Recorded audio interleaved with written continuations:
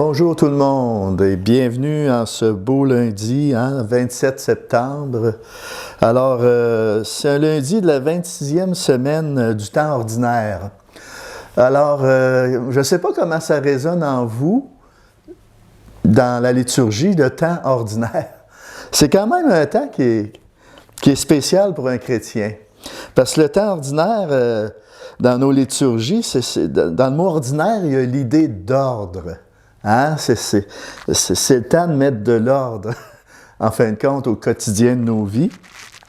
Alors, c'est tout simplement d'atteindre cet parfait ajustement au dessein de Dieu à laquelle je suis appelé à accomplir dans mon quotidien avec tous les gens qui m'entourent, dans ma communauté. Alors, pour tout simplement être au service conformément au plan divin que le Seigneur, à lequel le Seigneur nous interpelle. Alors, puis dans ça, il en résulte la paix. Quand je peux m'ajuster à son plan divin, il y a quelque chose qui arrive, c'est que tu es en paix, parce que tu es dans son plan. Alors, il en résulte la paix qui est la tranquillité de l'ordre. Alors, puis en même temps, il y a une stabilité qui s'installe dans ça, dans la juste ordonnance des choses. Vous voyez? Alors, quand on est dans le temps ordinaire, c'est un temps vraiment extraordinaire où ce que je peux trouver de la stabilité, où ce que je peux vraiment intérioriser, puis entrer plus profondément dans le plan de Dieu. Alors, aujourd'hui, on va accueillir cette parole de l'Évangile de Jésus-Christ selon saint Luc, et ça va être au chapitre 9, versets 46 à 50.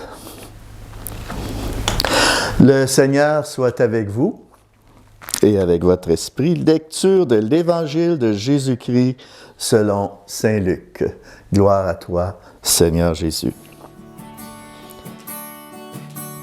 Tu es parole de vie, tu es la source d'amour, oh Jésus-Christ, mon bon pasteur. Alléluia, alléluia, alléluia, alléluia. Gloire à toi, oh Seigneur, alléluia, alléluia, alléluia.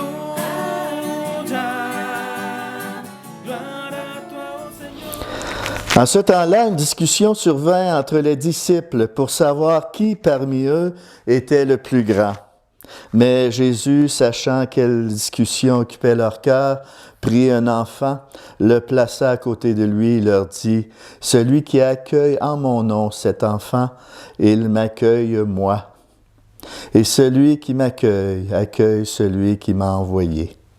En effet, le plus petit d'entre vous tous, c'est celui-là qui est grand. » Jean, l'un des 12, dit à Jésus, « Maître, nous avons vu quelqu'un expulser des démons en ton nom. Nous l'en avons empêché, car il ne marche pas à ta suite avec nous. » Jésus lui répondit, « Ne l'en empêchez pas. Qui n'est pas contre vous est pour vous. » Acclamons la parole de Dieu. Louange à toi, Seigneur Jésus. Alléluia,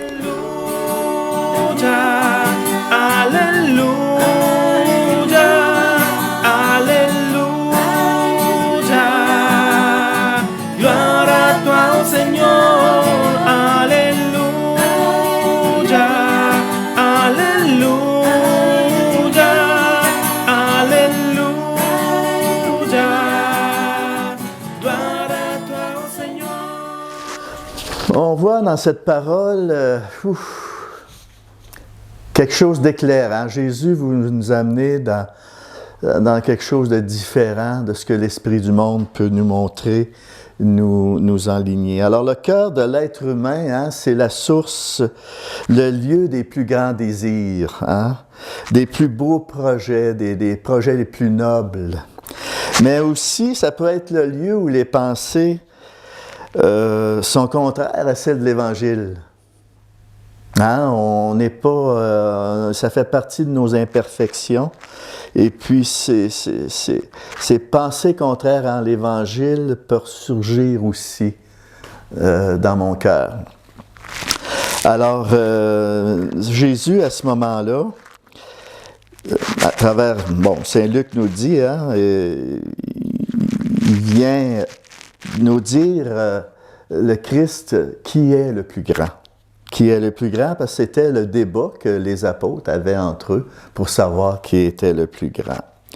Alors, puis moi, personnellement, il faut que je m'identifie à ça des fois. Il faut que je sois vigilant dans ça. Parce que dans ma façon de servir, je veux désirer être aimé parfois.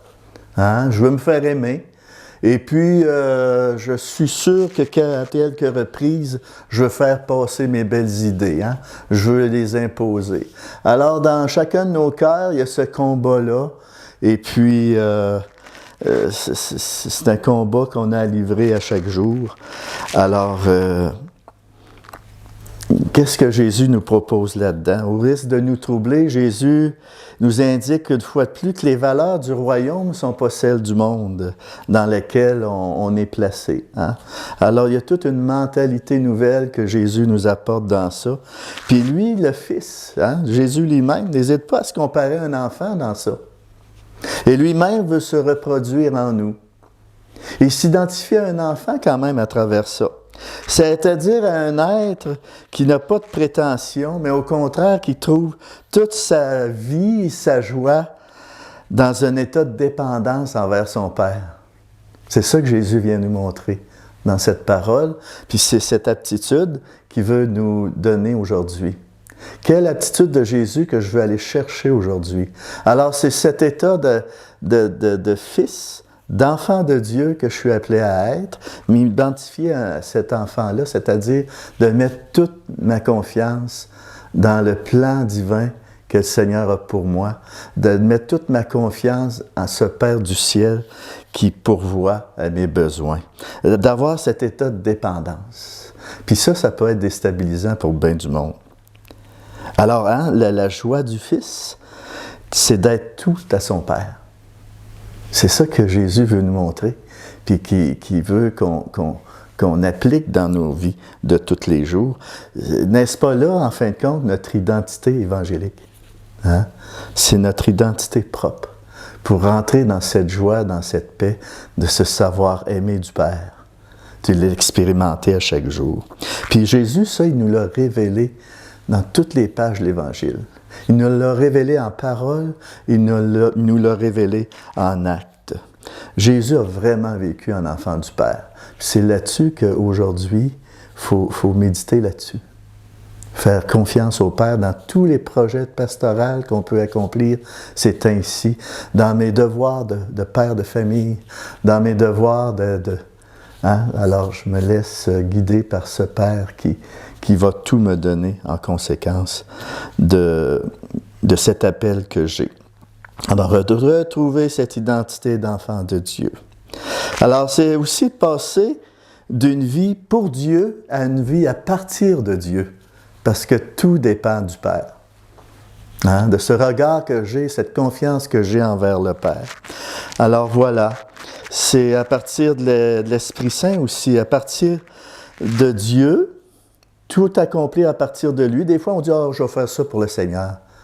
Mais il faut un peu, notre conversion pastorale doit twister un peu, se réorienter de plutôt accomplir ce que le Père attend de nous à partir de lui, avec lui, en lui, par lui. Hein? Avec l'Esprit Saint. L'Esprit Saint trouve sa joie en toi. Hein? Il veut trouver son bonheur en toi. Invite-le sans cesse en toi, l'Esprit Saint. Le chrétien n'est pas autre chose qu'une âme habitée par l'Esprit Saint. Hein? L'Esprit Saint, il s'intéresse à toi. Il s'occupe de toi. Il t'inspire. Alors, c'est sur ces mots qu'on se laisse ce matin. Et je vous invite tout simplement à faire confiance au Père qui est en communion avec l'Esprit Saint et en union avec le Fils, où on peut mettre toute notre confiance dans cette dynamique-là. Et je te dis que si tu crois, tu verras la gloire de Dieu. Alors prenons un temps ensemble de prier en fils et filles de Dieu. Prenons un temps.